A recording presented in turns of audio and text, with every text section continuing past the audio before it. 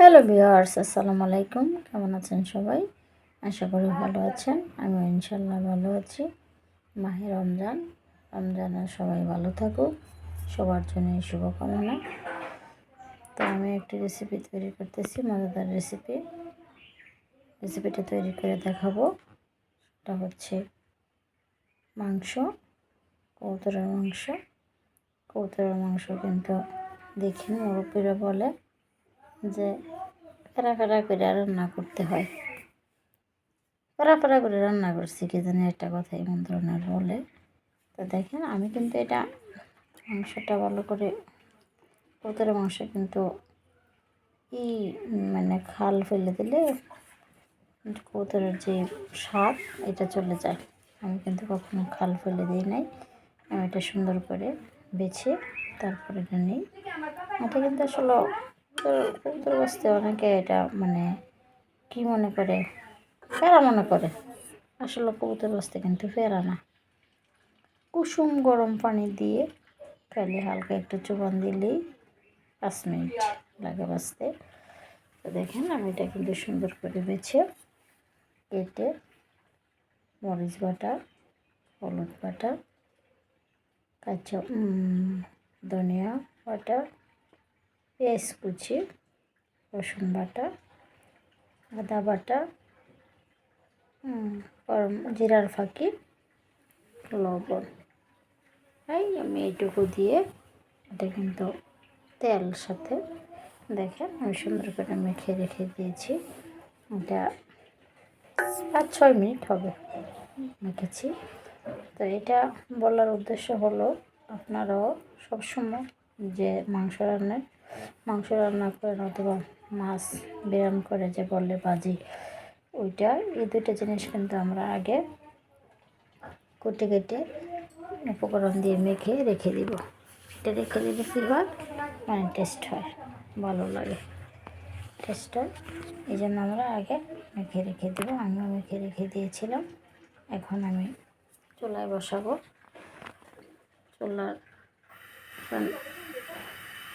আমি একজন মানুষ,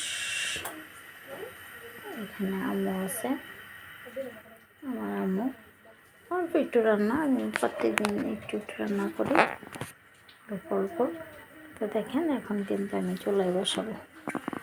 চুলায় কিন্তু আগুন ধরাচ্ছি, এই যে বসিয়ে দিলাম। এখন এটাকে কষিয়ে তারপর কখন জল দেবো এটা আপনাদেরকে দেখাবো। দেখেন বন্ধুগণ, আমার রেসিপিটা কিন্তু কষানো হয়েছে, একবারে কষানো হয়েছে। এটা কিন্তু আমি সবসময় ভাবে তেল করে কষিয়ে তারপর রান্না করি। আমি এটার মধ্যে আলু ভেজে, তার বেশি ছোটো আলুগুলো সিদ্ধ করে তারপরে তেলে ভাজলাম, চুলাতে কড়াইতে ভেজে তারপরে কিন্তু আমি আমার এই রেসিপিতে দিয়েছি। এটা হচ্ছে এই কারণে, যেহেতু অল্প একটু তরকারি সেহেতু আমার এটার মধ্যে একটু আলু দিলে। আর তাছাড়া আসতে বড় কথা হচ্ছে আমার বিষয়টা যেরকম, আমার আলু কিন্তু মানে মাংসতে আলু দিলে আমার কাছে এমনিতে ভালোই লাগে। মাংসতে আলু যখন বাইচাল লাল করে পরপর করে দিলে এটা কিন্তু আমার কাছে অনেক ভালো লাগে। এই জন্য আমি সবসময় আলু দিই। আর যেহেতু মানে কবুতর মাংস অল্প একটু তারপরে একটা, সেহেতু আলু তো দিতেই হয়, আলুলে তো হবেই না। তো দেখেন এভাবে কষানো হয়েছে। এখন আমি রাতে জল দিয়ে দিই। এই যে জলটা দিয়ে দিলাম। হ্যাঁ, এখন আমি ডেকে দেব চার্জের দিয়েই। দেখেন বেগুনটা আমার রেসিপিটা কিন্তু হয়ে গেছে। আমি কাঁচমরিচগুলো দিয়েছি কারণে মরিচের পাখি দিইনি, এই জন্য দিয়েছি। মরিচের পাখি ছাড়া ধনিয়ার পাখি, হলুদের পাখি আর গরম মশলার পাখি, পেঁয়াজ, রসুন, আদা, লবণ, তেল দিয়ে রান্না করেছি। মরিচের পাখিটা দিয়ে নেই, এই কাঁচা মরিচটা দিব এই জন্য। দেখেন আমি কিন্তু কাঁচা মরিচটা মানে কী করলাম, কাটি নেই,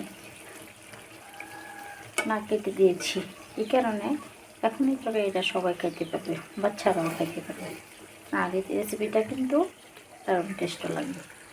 জালও কম, উপকারও, টেস্টও, সবাই খাইতেও পারবে।